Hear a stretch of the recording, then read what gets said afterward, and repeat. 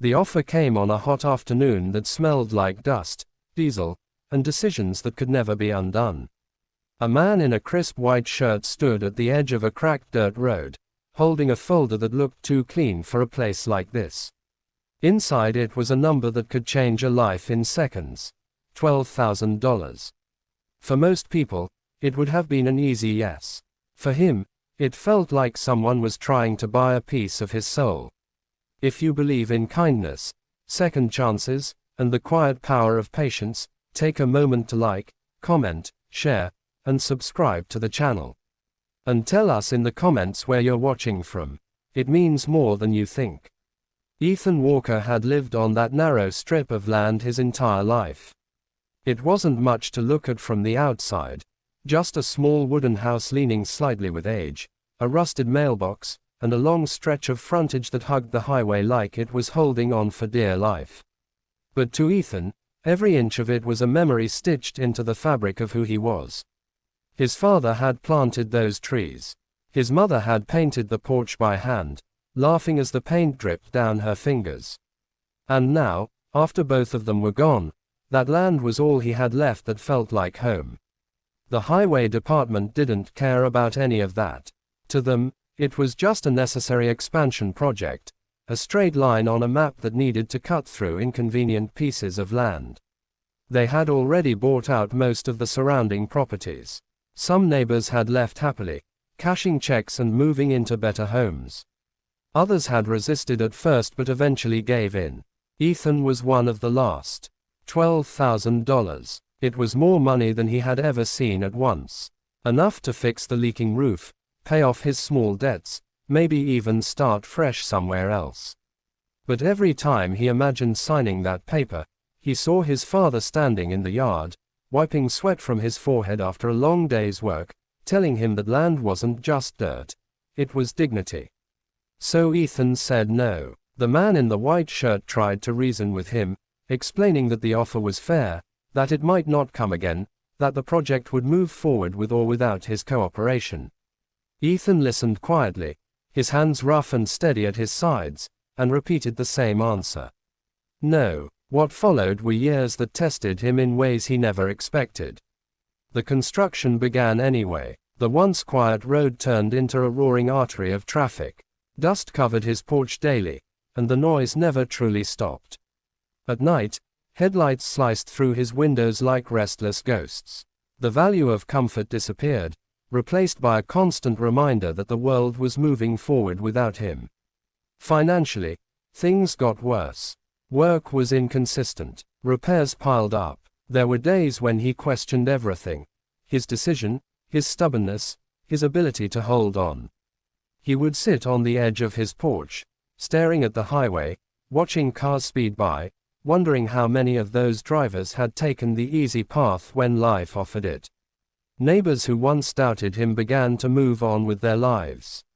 Some came back to visit occasionally, sharing stories of new beginnings, bigger houses, quieter neighborhoods.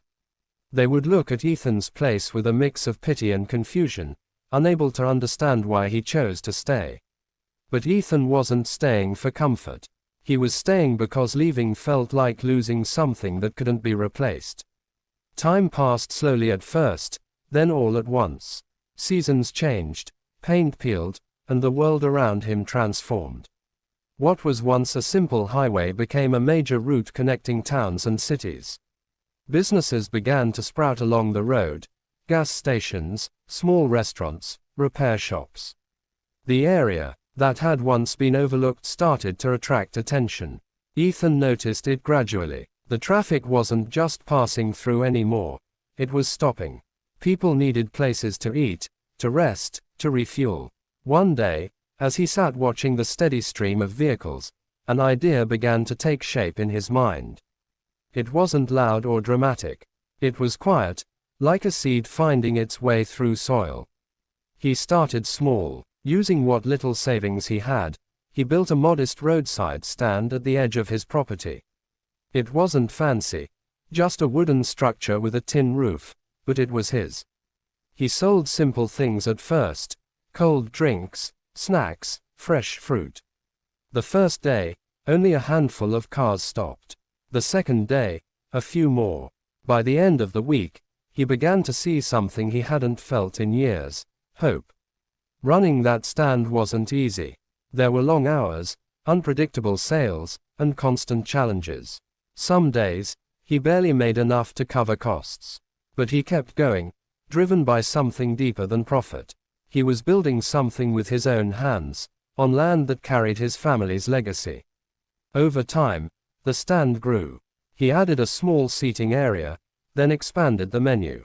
Travelers began to recognize the place. Word spread. What started as a simple idea became a reliable stop for people on the road. Ethan found himself talking to strangers from all over, hearing their stories, sharing pieces of his own. Years passed, and the transformation was undeniable. The once forgotten Frontage had become a valuable piece of land in a thriving area. Developers began to take notice. Offers started to come in again, but this time they were different. They weren't small, dismissive numbers. They were serious, life-changing figures. One afternoon, a new representative arrived, not in a white shirt this time, but in a tailored suit that reflected the changing world around them. He spoke with respect, acknowledging what Ethan had built, recognizing the value of the land not just as property, but as opportunity. $400,000. The number hung in the air like a storm waiting to break. It was more than Ethan had ever imagined. Enough to secure his future, to rest, to finally let go of the constant struggle. But this time, the decision felt different. Ethan walked the length of his property that evening, the same way he had done countless times before. He touched the worn wood of the house, stood beneath the trees his father had planted, and watched the sun set over the busy road that had once threatened to take everything from him. He realized that the value of the land wasn't just in the money it could bring.